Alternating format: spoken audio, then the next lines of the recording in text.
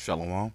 First and foremost, I'd like to give all praises, honor, and glory to Yahweh, Bahashem Yahushai, Bahashem Rakakwadash. Double honors to the elders and the apostles, the great millstone that rule well. And peace and salutations to the elect of Israel. Slakia to you, I say Shalom. Lord, one of this lesson is edifying to the flock of Yahweh, Bahashem Yahushai. And so this new movie that came out on Netflix, and Netflix has some theaters. It's called Leave the World Behind. A lot of people have been talking about it.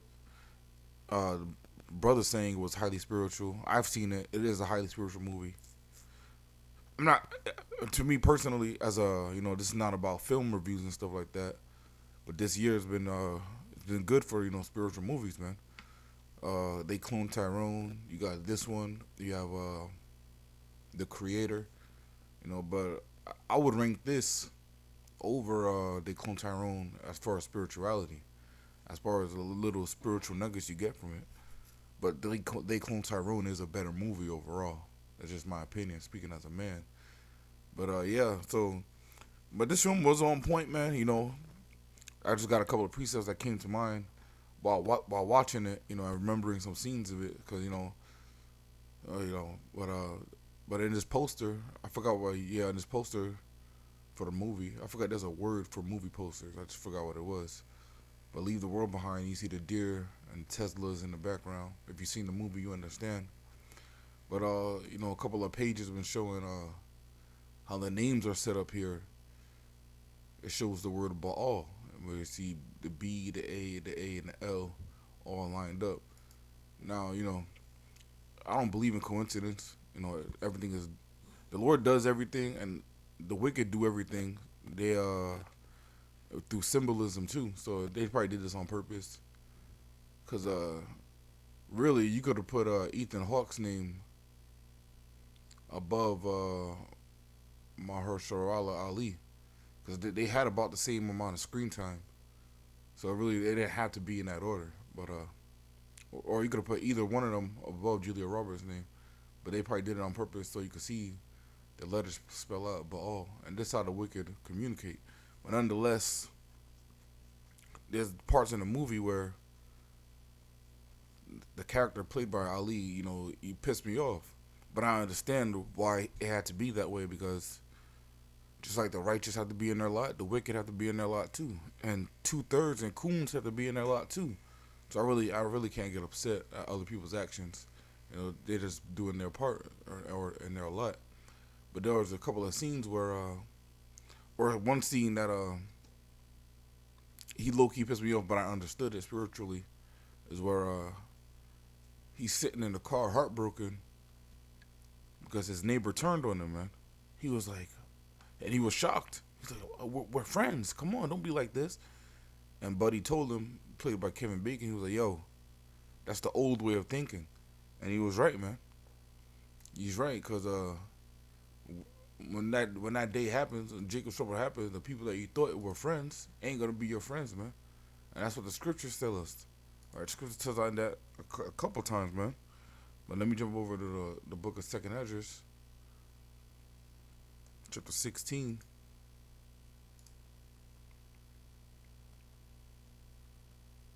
It's like I'm in chapter 15, previous chapter.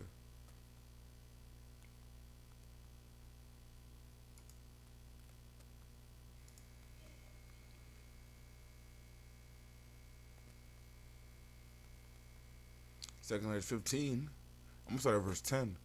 Behold, my people is led as a flock to the slaughter. I will not suffer them to dwell in the land of Egypt. But I will smite them with a mighty hand and a stretched out arm. I will smite Egypt with plagues as before, and will destroy all the land thereof. Right?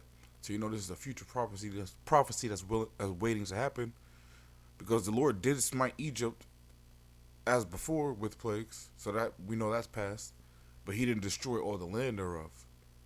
So Egypt is still there. People are still living there in Egypt now. So this is talking about a future prophecy and a future version of Egypt, which is America. So America is going to be hit with the same plagues as ancient Egypt was. Now, the thing is too, you get the wicked elite. They tell you a lot of symbolism and plans that they plan to do in movies, man. right? So it's damn, Slocky, I forgot the term. Planned Slovakia. It slips my mind. Lord, when it comes back to me. But yeah, so they have to program you to show you what they plan to do before they come out with it. And one of their plans is to destroy Babylon from within. Crippling the economy, um, blackouts, civil war, things of that nature. Because don't get it twisted. Even though Leave the World Behind is quote unquote just a movie, it's very possible, man. This shit is very possible, and actually, it's going to happen. It may not happen just the way they showed it, but it's going to happen. Right? Expect blackouts, because one of the plagues that Egypt was smitten with was darkness. Expect blackouts. Expect death. Expect famine, man. So when a blackout happens, you're not able to access the internet. You're not able to communicate with anybody, right? What do you do then, man?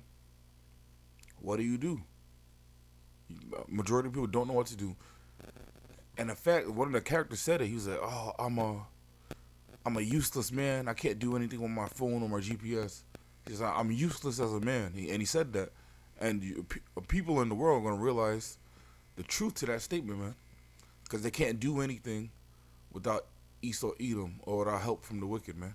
They can't do anything on their own because they don't have the Lord. So any other foundation that they're on is shaky ground, man. And when tribulation happens, that foundation is gonna crumble, and they're gonna crumble along with that foundation, man. All right, but men of the Lord, we're part of that number. We built our foundation on Yahweh Shai, man, and that foundation is immovable, man. So now we're coming into the times where a lot of people are going to be exposed. A lot of you so-called thugs and gangsters and so-called tough guys, manly men, alpha men out there, man, you're going to be exposed, man. You're going to be exposed, right? Where it's going to be 100% upon you to protect and provide for your family, because there's not going to be no stores. There's not going to be nothing where you can order, have food delivered to you. There's not going to be no supermarket where you could go to, to get everything you need. So what do you do? How do you protect and provide for your family then? Because you might have a gun, you might have a sword, but everybody else in America has swords, and they're not gonna be afraid to use it. Even it doesn't matter if they're your so-called friend or your neighbor or not, man. We're coming to these times, man. Verse 12, 2nd Edge 15 and 12. Egypt shall mourn, and the foundation of it shall be smitten with the plague and the punishment that the Most High shall bring upon it. All right, that's talking about a specific plague, meaning those nuclear missiles, because those are going to destroy the foundation of America, because nobody will ever be able to inhabit this land again. So the foundation is going to be absolutely destroyed. Right? The scripture's talking about how the Lord's going to draw a line of confusion over this place, and meaning you're not going to know if you were dropped randomly after the destruction in a random spot in America. You won't know where the hell you are, man. There's not gonna be no road signs, no landmarks where you can say, "Oh yeah, this is Lake Michigan." None of that, man. It's all gonna be destroyed and evaporated, man. They that till the ground shall mourn for their Slakia. 2nd Edge 15 and 13. They that till the ground shall mourn, for their seed shall fail through the blasting and hail, and with a fearful constellation. Woe to the world and them that dwell therein. For the sword and their destruction draweth nigh. One people shall stand up and fight against another, and swords in their hands. Right. One people shall stand up and fight against another. Talking about race riots, different people, different nationalities, all in America. They're not gonna trust each other. And just like the movie, man. It was just like the movie, because in the movie he was like, "Come on, man, I'm your friend. I'm your friend. Don't do this." Shit like that. We was like, "Yo, that's the old way of thinking, man." And it was spiritual, because one was so-called black and one was so-called white. But even through the spirit, speaking as a man, I believe Kevin Bacon is a Jake. But nonetheless, the image you see from the movie, you see is one so-called white, one so-called black, with swords in their hands, basically showing racial tension too. Because he was like, "That's the old way of thinking. Yo, nigga, we ain't friends, nigga. We never were friends. We were just tolerant of each other because the way society was set up. But these other nations ain't your friends, Jake. None of these other nations are your friends, man. But even now, because of the curses too, even your own neighbors, your own people aren't your friends either, man. Dude, this is the times that we're coming into, man. A time like never before. You really can't make a movie about Jacob's Trouble because it's gonna be nothing like anybody's ever seen. You really can only make movies about your imagination, things you see, basically technically kind of seen, or things you can imagine. You really can't imagine the kingdom. I mean, you could imagine, but your imagination will never come close to what's in store for us, man. But it's like our imagination really can't come close to what Jacob Troll's like. Now we could imagine certain things are gonna happen, but it's gonna be a time like never before. Meaning, it's gonna be it's gonna be hard to fathom at the end of the day. Second Edges 15 and 16, for there shall be sedition among men, and invading one another. They shall not regard their kings nor princes, and the course of their actions shall stand in their own power. Right. Sedition among men. These people are no longer going to consider people that the government set up upon over them to basically set them in order. They're not going to consider celebrities, politicians, athletes, none of that. People like that as people of authority or people that say they have a lot of money. They're not going to consider that. They're going to be seditious. So anything that they want to do that they believe is right, they're going to do. Because you got to understand, people in the world have a skewed moral compass. Things that they think is right is really wicked, and things that they think is wicked is really right. All right, it's not wicked to stone a homosexual. That's not wicked, man. But if you tell that to somebody in the world, they go like, "Oh no, that's wrong. Love is love." See, their moral compass is wrong. So the things that they think, whatever they think is right, they're gonna do. Even now, this shit's gonna be magnified in Jacob's Trouble, man. And invading one another, they shall not regard their kings nor princes, and the course of their actions they shall stand in their own power. That's another thing Buddy said in the movie too. Is like, yo, I'm just doing what I gotta do to protect my family, and I'll do whatever it takes, right? And that's the mindset the majority of people are gonna have in the times we're coming into. So if you don't have the Lord to protect you, you're really shut out of luck in that day, man. Because nobody's gonna care about you, man. Not your sweet old neighbor that you thought that baked you cookies when you first moved to the neighborhood. Not the lady you helped across the street. Not nobody's gonna care about you. It's gonna be every man for himself, man. It's like if you used to watch wrestling back in the day, it's like Royal Rumble.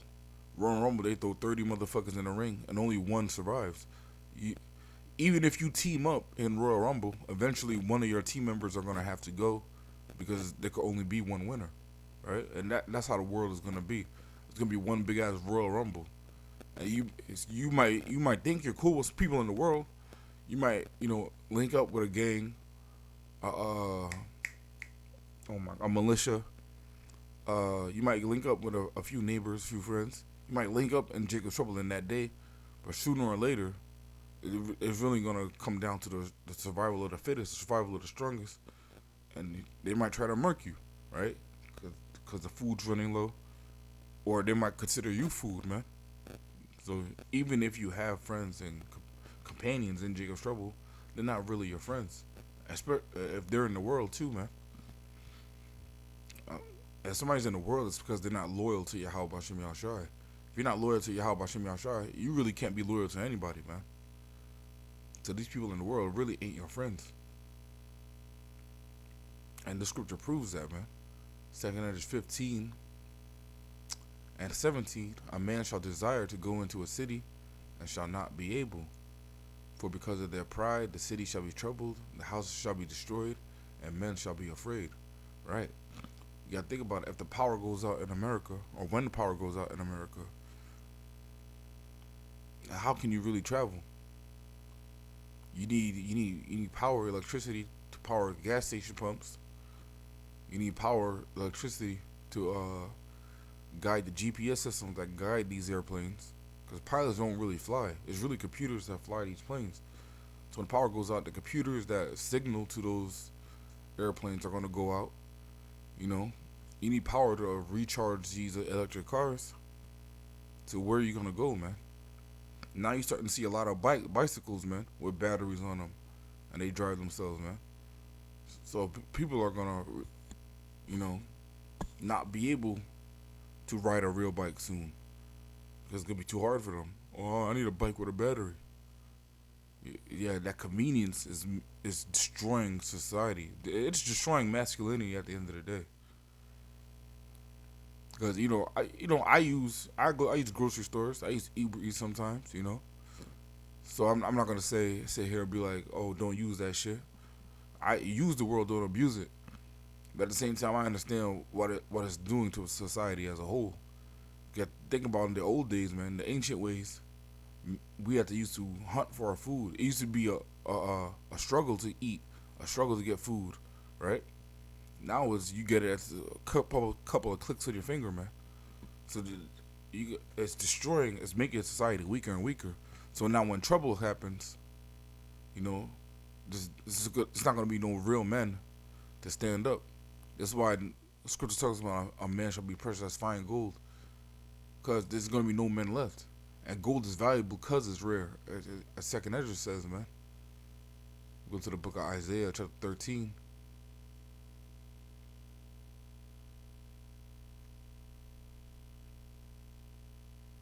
Isaiah 13, I'll start at verse 11. And I will punish the world for their evil, and the wicked for their iniquity. And I will cause the arrogancy of the proud to cease, and will lay low the haughtiness of the terrible. And this is coming. This is coming soon. The Lord's about to judge this place, man. And starting with you Jakes, man. Starting with Israel, because judgment must first begin at the house of the Lord. So Jacob's trouble is really meant for 2/3, man. It's really meant for 2/3. And this is why that nigga when the movie was catching hell, man. Nigga was catching hell. And he was moving stupidly, too. He wasn't moving with no wisdom, man. I'm not going to spoil it, but that nigga was not moving with wisdom, man. That nigga was not moving with wisdom. Verse 12, Isaiah 13:12. I will make a man more precious than fine gold, even a man than the golden wedge of Ophir, man. All right. And gold is precious because the scarcity of it, man. So when you live in a society already, or like I'm talking about right now, modern day society, everything comes easy, everything is convenient, all about convenience, and you see the lack of masculinity out here. So a man already is more precious than fine gold. Like a real man is already more precious than fine gold, as is now. Now imagine in Jacob's trouble, man. In Jacob's trouble, it's gonna be only the men of the Lord are gonna be just like now. Only the men of the Lord are really the only real men walking earth now. But it's gonna be magnified in Jacob's trouble, man. And this is another reason why Isaiah 4:1 will be so possible, man. Everybody's gonna need that hedge of protection. Even men are gonna need to be protected in that day, man. Because Scripture talks about how they're gonna have their hands on their loins, and like a woman in travail, man. So even men are gonna need protection in the day of Jacob's trouble, man. Just like, oh my gosh, just like in that fucking movie, man. This man will say, "I'm useless as a man. My son needs help," basically, man. So, this is why men of the Lord talk about, prophets talk about. Don't be surprised when you see brothers with multitudes of people following them, man. Hey, man, the Lord gives you that power, man. It's game over, man. You can't lose serving the Lord, man. It's impossible. It's impossible, man. Let me go back to 2 Ezra 15 and 16. For there shall be sedition among men. And when you go into that word sedition, the definition of the word sedition is conduct or speech inciting people to rebel against the authority of a state or a monarch. Right? What you see in this day, man. You're gonna see a lot of police officers, a lot of military people in the army, a lot of military service members, just drop their badge, take off their uniform, because they're not gonna want to serve and protect, not protect Slovakia, because they're really not there to protect. They're not going to want to serve their captains and commanders, sergeants, colonels, their senators, their governors. They're not going to want to serve them because they're going to understand that it's every man for himself. I need to protect my family, right? They're not going to follow orders, so you're going to see a lot of men like that. You're going to see a lot of civilians not caring about curfews, not caring about civil order, so-called civil order, because it's not going to be police officers who court systems to take you to jail, to try you in court, to write tickets. It's not going to be none of that, man. It's not going to be none of that in Jacob's Trouble, man. And this is why Jacob's Trouble is such an exciting time, too. Because the way life is right now isn't the way it's supposed to be. So Jacob's Trouble is like the beginning of the reset button, man. Turn this shit the fuck off, man. It needs to be restarted. Second Editors 15 and 17. A man shall desire to go into a city and shall not be able. For because of their pride, the city shall be troubled, the houses shall be destroyed, and men shall be afraid. Right. Even men are going to be afraid in this day, man. Houses destroyed, ransacked, looted, right? Barren, empty. There's not going to be anybody to dress the fields. This place is going to be absolutely chaos. Absolute chaos, man. That's why the scripture talks about divine intervention in that day, man. This is how bad it's going to get. And you think the Lord's going to intervene divinely for 2/3 of wicked niggas, man? Get the hell out of here. Daniel 12:1. And at that time shall Michael stand up, the great prince, which standeth for the children of thy people. Right? He's only standing up for a certain group of people, man.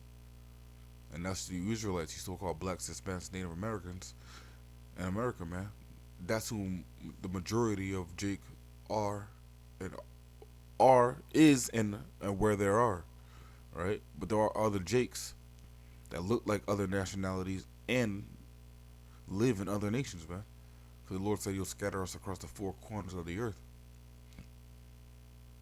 And at that time, Daniel 12:1, and at that time shall Michael stand up, the great prince, which standeth for the children of thy people. And there shall be a time of trouble, such as never was since there was a nation, even to that same time. And at that time thy people shall be delivered, every one that shall be found written in the book. Right? Because after all hell breaks loose in this chaos, man, this chaos is going to come before the salvation, man. Before the destruction, too. Before these nuclear missiles drop and destroy America, Jacob's Trouble has to happen. We're starting to see. These other nations, the chess pieces being moved on the board for these other nations to shoot at the whore, man, to shoot at America. 2 Corinthians 15 and 19.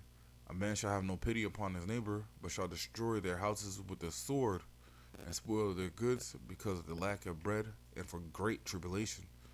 Yeah, because of the lack of bread, because of the lack of food and resources, man, and for great tribulation, because it's gonna be all hell breaking loose, man. Now you gotta notice when there's a Bible set that uses adjectives like great and many, that really means a lot, man. It really means on a large scale. It's not an exaggeration. For great tribulation is about to happen. All right, great tribulation. And even though that movie Leave the World Behind, it's filmed in more of a rural area. So you gotta imagine people that live in the city, how bad it's gonna be, man. It was a suspenseful movie, even being in a rural area, because there was basically nobody else in the movie. The movie had like 10 people in it. But now imagine you film this shit in a dense population, man, in a densely populated area, like a metropolitan city, like New York, Houston, Miami, Atlanta. You feel something like that there, where you're in a city with a million other people, and the roads and the highways are blocked. There's no electricity, right?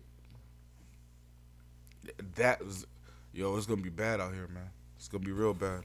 But the water y'all try for that, man. All right, because it has to be bad before it gets good, and Yahweh Shem Yahweh is going to protect and provide for his children, man, in that day, man. It's the book of 2nd Ezra chapter 2.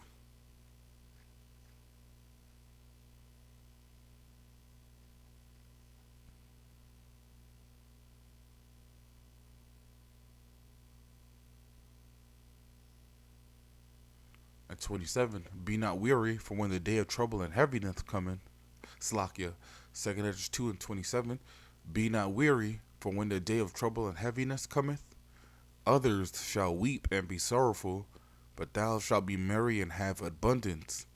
The heathen shall envy thee, but they shall not be able to do nothing against thee, saith the Lord. My hand shall cover thee, so that thy children shall not see hell. Right. The Lord's going to protect us, man. The Lord's going to protect us with his hands, man. Really, he's going to send his angels to protect us with divine intervention. So we're not going to see hell, man. And our children are not going to see hell, which is, the grave and or a bad condition. So the Lord said we're going to have abundance. All right? The scripture also says in Psalms how I have been old and I have been young, but I have not seen the seed of the righteous begging for bread, roughly paraphrasing, man. So, we're going to be protected, and our loved ones are going to be protected too, which is why you shouldn't be shocked again when you see multitudes of people following Jake and Jacob's Trouble, man. But that movie was really spiritual. I recommend to watch it. As a movie, it's not better than They Clone Tyrone, but it is more spiritual. I'm going to close out with that. Lord willing, this lesson was edifying. Again, I want to give all praises, honor, and glory to Yahweh, Bahashem, Yahweh Shai, Bahashem Rakakwadash. Double honors to the elders and the apostles, a great millstone that rule well. And peace and salutations to the elect of Israel. Until next time, I want to say Shalom and Abad Rawal.